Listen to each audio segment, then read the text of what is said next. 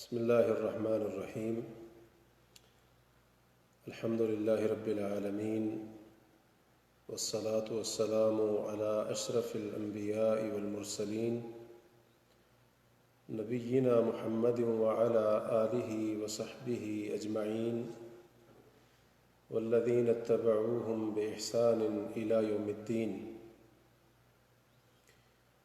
رب اشرح لي صدري ويسر لي أمري واحلل عقدة من لساني يفقهوا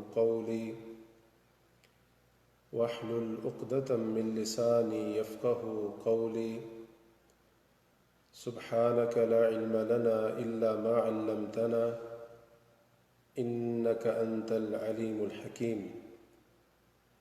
أما بعد، معزز و مکرم ناظرین، جیسا کہ آپ جانتے ہیں کہ کل کی مجلس میں روزوں کے تعلق سے جو آیات ہیں سورہ بقرہ میں، ان میں سے آیت نمبر 185 کا ترجمہ اور اس کی مختصر وضاحت سننے کے بعد اس آیت میں ہمارے لیے جو فوائد ہیں یا ہمارے سیکھنے کے، ہمارے علم حاصل کرنے کے جو دروس اور اسباق ہیں، ان کے اوپر بات ہو رہی تھی. اور اس سلسلے میں آیت کے پہلے حصے شہر رمضان الذی انزل فیہ القرآن ھدی للناس وبینات من الھدی والفرقان، اس تعلق سے چند فوائد آپ حضرات کے سامنے رکھے تھے.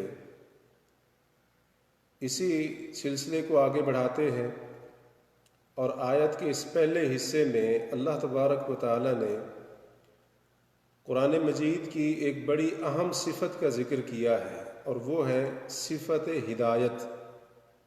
فرمایا ھدی للناس، کہ یہ قرآن تمام انسانوں کے لیے، پوری انسانیت کے لیے، سب لوگوں کے لیے ہدایت ہے. تو اس چیز کے اوپر غور کرنے کی بڑی ضرورت ہے. ہمیں قرآن کی تلاوت کرتے ہوئے یہ خیال رکھنا چاہیے اور اس چیز کو مد نظر رکھنا چاہیے کہ ہم قرآن صرف اس کے حروف کو نہ پڑھیں، بلکہ ہم قرآن کو پڑھیں اور اس کی تلاوت کریں اس سے ہدایت لینے کے لیے، تاکہ یہ قرآن ہمارا رہنما بن جائے، ہمارا رہبر بن جائے. تو اس قرآن کے اندر اللہ تبارک و تعالی نے ہماری ہدایت کے جتنے بھی پہلو تھے وہ سارے کے سارے رکھ دیے ہیں.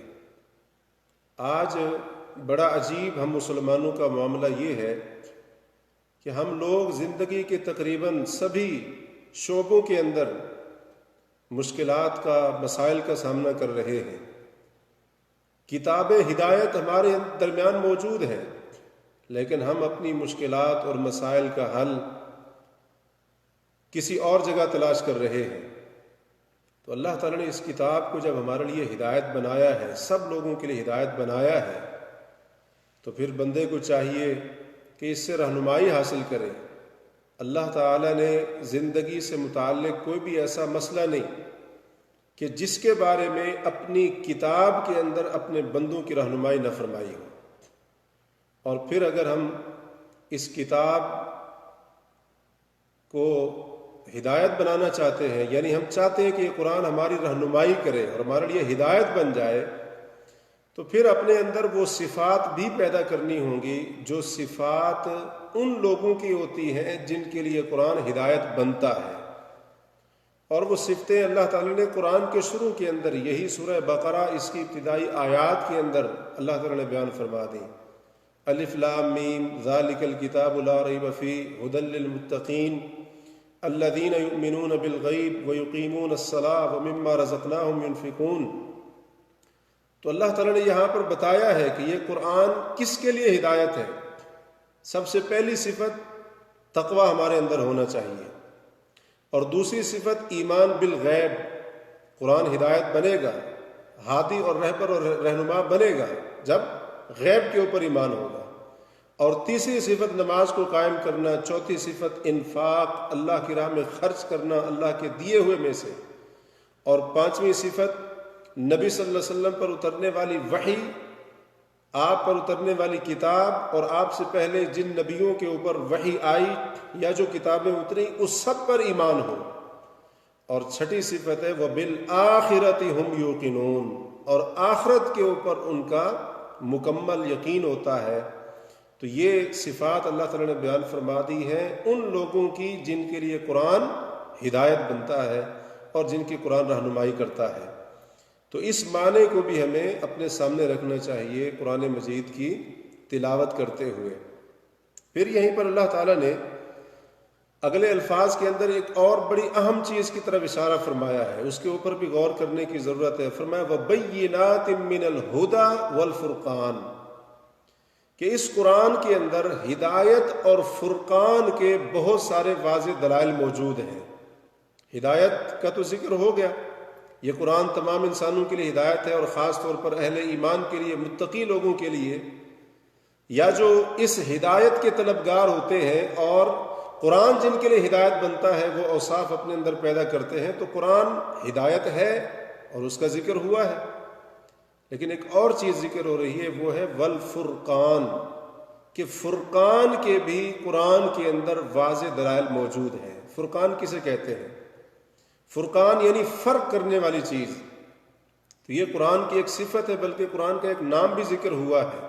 سورہ فرقان کی پہلی آیت میں تبارک الذی نزل الفرقان علی عبدہ لیکون للعالمین نذیرا، بابرکت ہے وہ ذات جس نے اپنے بندے پر فرقان کو نازل کیا تاکہ وہ بندہ یعنی محمد صلی اللہ علیہ وسلم تمام جہان والوں کے لیے ڈرانے والے بن جائیں۔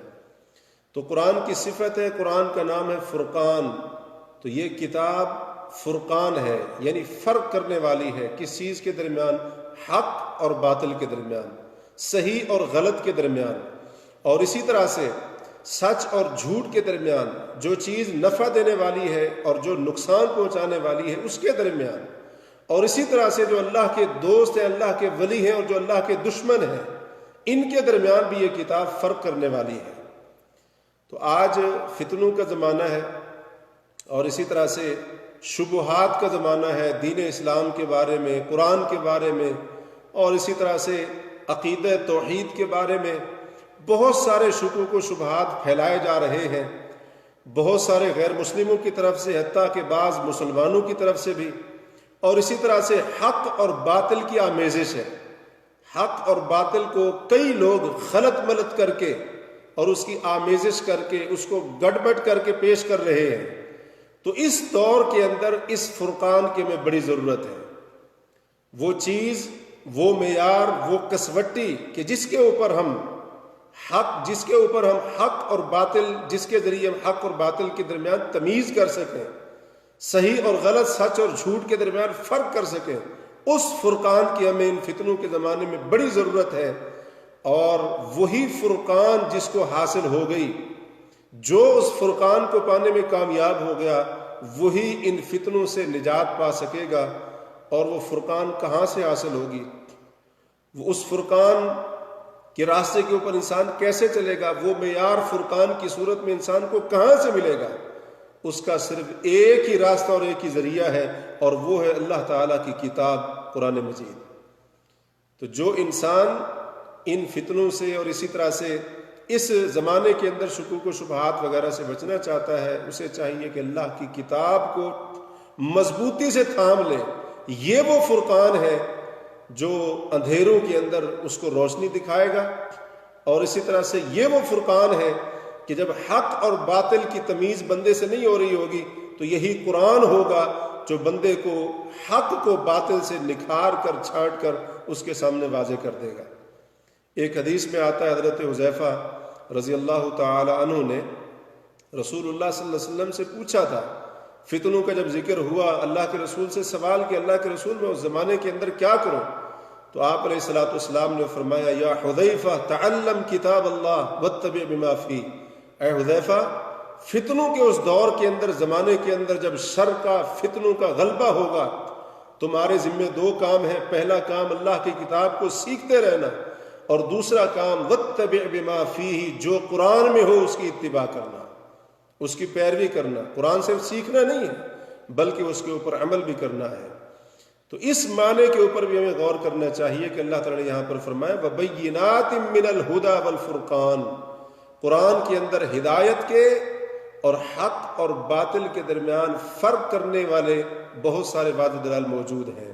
یہاں سے پتہ چلا کہ جو شخص حقیقی معنوں میں ہدایت کا طلبگار ہو اور جو شخص صحیح معنوں میں حق کی تلاش کے اندر ہو اور حق اور باطل کے درمیان فرق کرنا چاہتا ہو تو یہ قرآن مجید اس کے لیے ہادی اور رہبر بھی ہے اور اس کے لیے حق اور باطل کے درمیان فرق کرنے کا معیار بھی ہے۔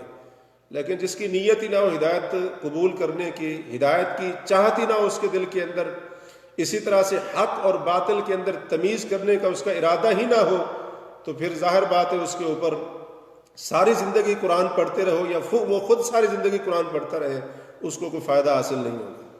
تو یہ بھی ایک بڑا اہم فائدہ اس مقام پر ہمیں سامنے رکھنا چاہیے۔ اس کے بعد آیت کے اگلے حصے کے اندر اللہ تبارک و تعالی نے فرمایا فَمَنْ شَهِدَ مِنْكُمُ الشَّهْرَ فَلْيَصُمْ، تم میں سے جو بندہ بھی مہینے کو پالے، مہینے سے مراد وہ مہینہ جس کا ذکر ابھی ہوا ہے، یعنی شہر رمضان، رمضان کا مہینہ، تم میں سے جو بندہ رمضان کے مہینے کو پالے فَلْيَصُمْ، اسے چاہیے کہ وہ روزہ رکھے، یعنی اس کے اوپر روزہ رکھنا لازم ہے۔ آیت کے اس حصے کے اندر ہمارے سیکھنے کے لیے بہت ساری باتیں ہیں۔ سب سے پہلی بات تو یہ ہے کہ اللہ تبارک و تعالیٰ نے یہ جو فرمایا فَمَنْ شَهِدَ مِنْكُمُ الشَّهْرَ، تم میں سے جو بندہ رمضان کے مہینے کو پالے، تو کیسے پائے گا بندہ؟ اس کے 3 طریقے اہل علم نے ذکر کیے ہیں۔ رمضان کو پانے کے 3 طریقے اہل علم نے ذکر کیے ہیں۔ پہلا طریقہ یہ ہے کہ وہ خود رمضان کا چاند دیکھ لے۔ نبی علیہ الصلوۃ والسلام کی حدیث ہے صوموا لرؤیتہ وافطروا لرؤیتہ، کہ چاند دیکھ کر روزہ رکھو یعنی روزہ شروع کرو، اور چاند دیکھ کر روزہ چھوڑ دو یعنی عید کرو۔ تو پہلے چاند سے مراد رمضان کا چاند ہے اور دوسرے سے مراد شوال کا چاند ہے۔ دوسرا طریقہ رمضان کو پانے کا کہ کوئی معتبر قابل اعتبار بندہ آ کر اس کو بتائے کہ رمضان کا چاند نظر آ گیا ہے، یعنی کسی معتبر بندے کی گواہی اس کے پاس پہنچ جائے، حتیٰ کہ وہ ایک ہی کیوں نہ ہو، جیسا کہ صحیح حدیث کے اندر موجود ہے، تو اس بندے نے بھی رمضان کے مہینے کو پا لیا ہے۔ اور تیسرا طریقہ یہ ہے اگر چاند نظر نہیں آیا کسی وجہ سے، غبار تھا، بادل تھا، کوئی بھی اس طرح کا مسئلہ تھا، تو تیسرا طریقہ یہ ہے رمضان کو پانے کا کہ شعبان کے 30 دن جب پورے ہو جائیں تو پھر رمضان شروع ہو چکا ہوگا، اور اس بندے نے جس نے شعبان کی 30 کی گنتی پوری کر لی ہے وہ اب شعبان کے 30 دن پورے ہوتے ہی رمضان میں داخل ہو چکا ہے، وہ رمضان کو پا چکا ہے، کیونکہ رسول اللہ صلی اللہ علیہ وسلم کا فرمان ہے فَإِنْ غُمَّ عَلَيْكُمْ فَأَكْمِلُوا عِدَّةَ شَعْبَانَ 30، اگر رمضان کا چاند تم پر پوشیدہ ہو جائے یعنی 29 دن مکمل ہو گئے شعبان کے اور پھر چاند نظر نہیں آیا، پوشیدہ ہو گیا کسی بھی وجہ سے، تو اللہ کے رسول نے فرمایا شعبان کی گنتی 30 دن پوری کرو۔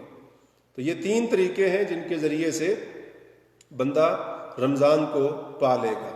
تو جس بندے نے رمضان کے مہینے کو پا لیا تو اس سے یہ بھی معلوم ہوتا ہے کہ جس شخص نے ابھی تک رمضان کے مہینے کو نہیں پایا ہے، یعنی خود چاند نہیں دیکھا، نہ اس کے پاس کوئی معتبر گواہی آئی ہے اور نہ ہی شعبان کے ابھی تک 30 دن پورے ہوئے ہیں، تو وہ شخص اب احتیاطاً روزہ رکھنا شروع کر دے شک والے دن کا، مثلا 29 شعبان کو چاند نظر نہیں آیا اور اگلے دن وہ سمجھے کہ ہو سکتا ہے کہ آج رمضان کی پہلی تاریخ ہو، چاند نہیں نظر آیا، کوئی گواہی بھی نہیں آئی، تو میں احتیاط کے نام پر روزہ رکھ لوں، تو یہ شک والا دن ہے اور اس کا روزہ رکھنا منع ہے۔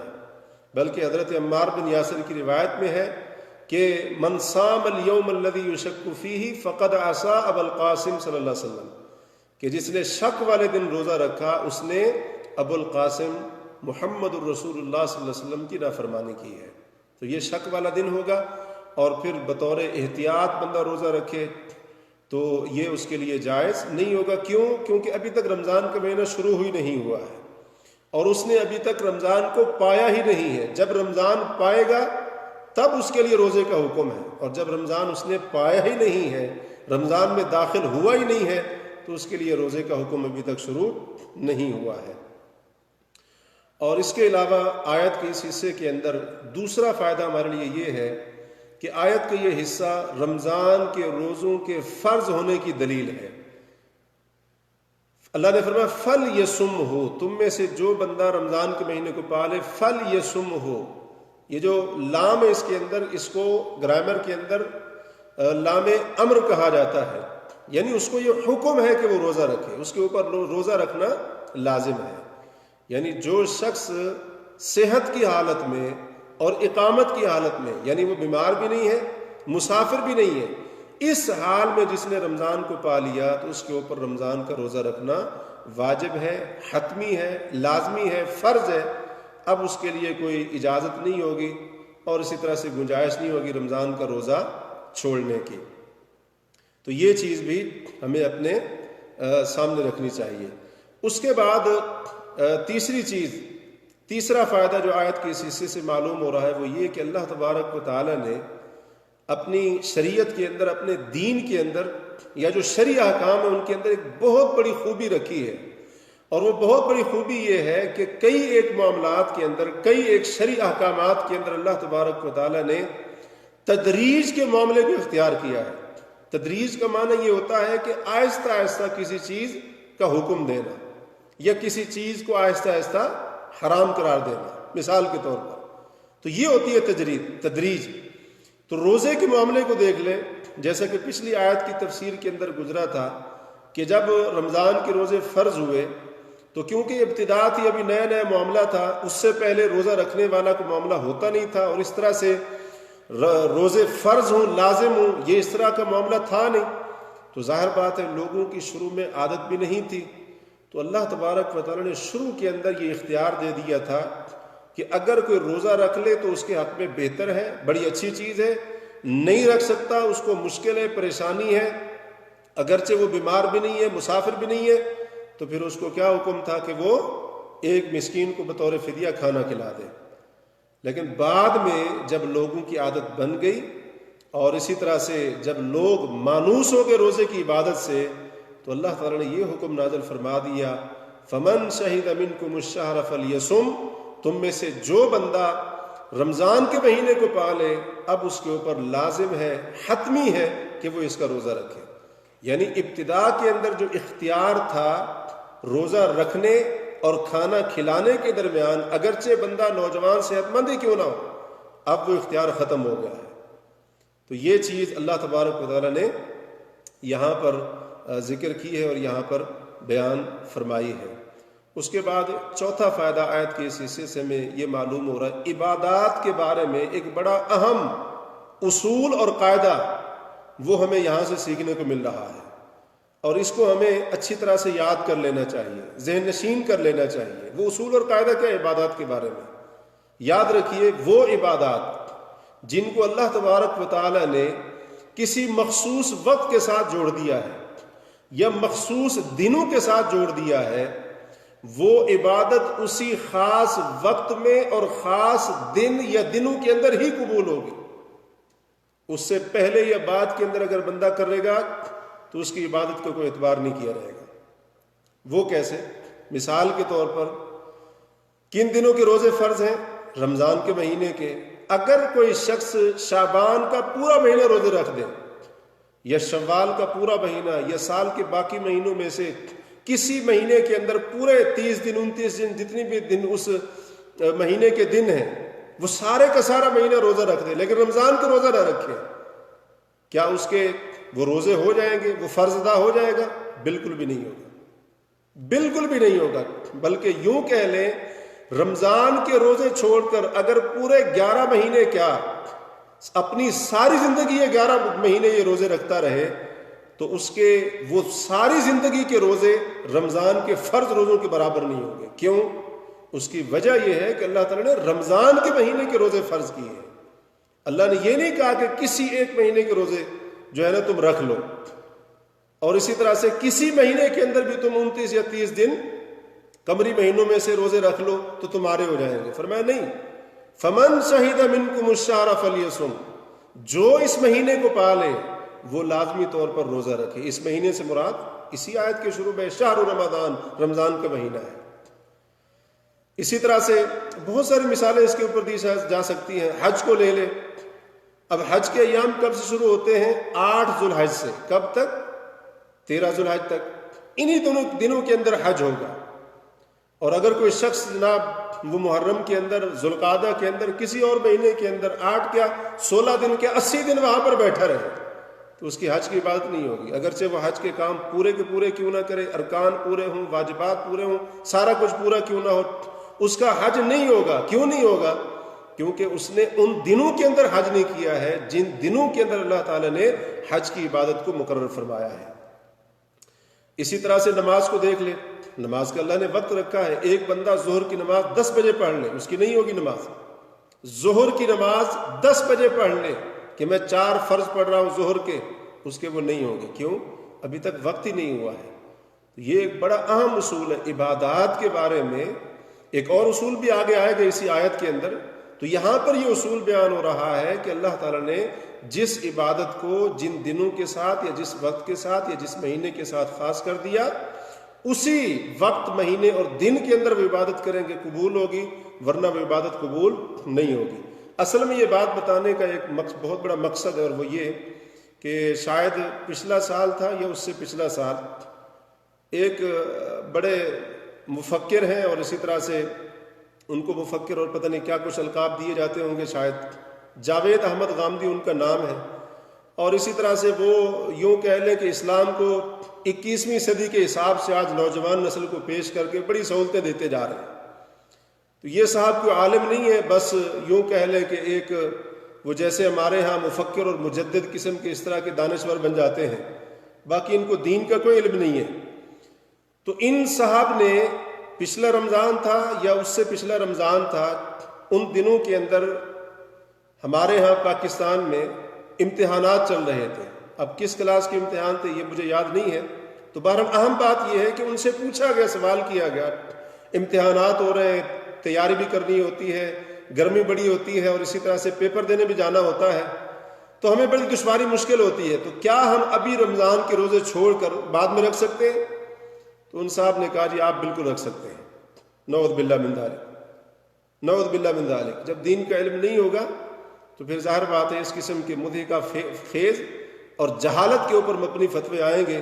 اور پھر یہی وہ چیز ہے جس کے بارے میں رسول اللہ صلی اللہ علیہ وسلم نے فرمایا تھا، جب علماء اٹھ جائیں گے تو پھر جہال کو لوگ اپنا سردار بنا لیں گے، اور اسی طرح سے ان کو اپنا پیشوا بنا لیں گے. تو پھر وہ کیا کریں گے؟ وہ فتوے دیں گے، خود بھی گمراہ ہوں گے، لوگوں کو بھی گمراہ کریں گے. جبکہ شریعت کے یہ اصول ہے عبادات کے بارے میں، ایک بڑا ایک اہم اصول ہے کہ عبادت مقررہ وقت جو اللہ تعالیٰ نے اس عبادت کے ساتھ خاص کر دی ہے اس پر کی جائے گی تو وہ عبادت قبول ہوگی، ورنہ اس عبادت کا کوئی اعتبار نہیں ہوگا. اس کے بعد اللہ تعالیٰ نے فرمایا وَمَنْ كَانَ مَرِيضًا أَوْ عَلَى سَفَرٍ فَعِدَّةٌ مِّنْ أَيَّامٍ أُخَرَ. ایک بار پھر بیمار اور مسافر کا حکم بیان کیا، جو پچھلی آیت میں بھی ذکر ہو چکا ہے، اور آپ کو بتایا تھا اس آیت کی وضاحت کرتے ہوئے کہ یہاں پر دوبارہ یہ کیوں ذکر کیا.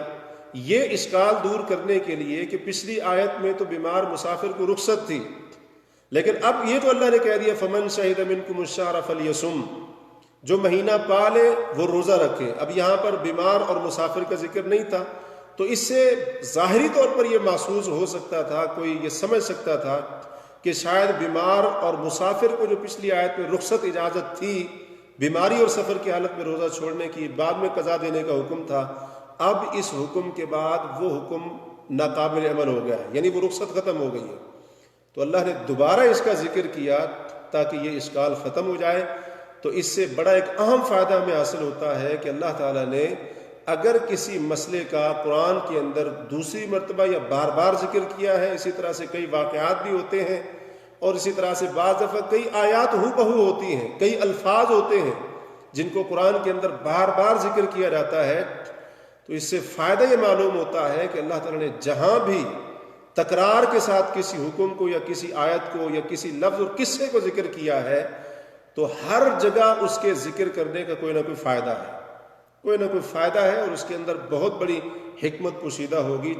اور اس آیت کے حصے سے یہ بھی فائدہ ہمیں معلوم ہوا کہ اللہ تبارک و تعالی کی یہ جو شریعت ہے بندوں کو اشکالات سے نکالنے کے لیے ہے، بندوں کو اشکالات شکوک و شبہات کے اندر ڈالنے کے لیے نہیں، بلکہ شکوک و شبہات سے نکالنے کے لیے۔ یہاں پر شک شبہ اشکال پیدا ہو سکتا تھا، اللہ نے دوبارہ یہ حکم نازل فرما کر بتایا کہ بیمار اور مسافر کے لیے جو پچھلی آیت میں رخصت تھی وہ اس حکم کے باوجود اب بھی برقرار اور باقی ہے۔ تو یہ چند ایک باتیں تھیں جو آج کے درس کے اندر ہم نے سیکھنے کی کوشش کی۔ آیت کا اگلا حصہ بھی موجود ہے، تو انشاءاللہ آیت کے اگلے حصے کے اندر جو فوائد اور ہمارے سیکھنے کی باتیں ہیں ان کو ہم کل کی مجلس میں سامنے رکھیں گے۔ اللہ تعالی ہمیں سننے سمجھنے کے بعد صحیح معنوں میں عمل کرنے کی توفیق عطا فرمائے۔ وصلی اللہ تعالی علی نبینا محمد وعلی آلہ وصحبہ اجمعین۔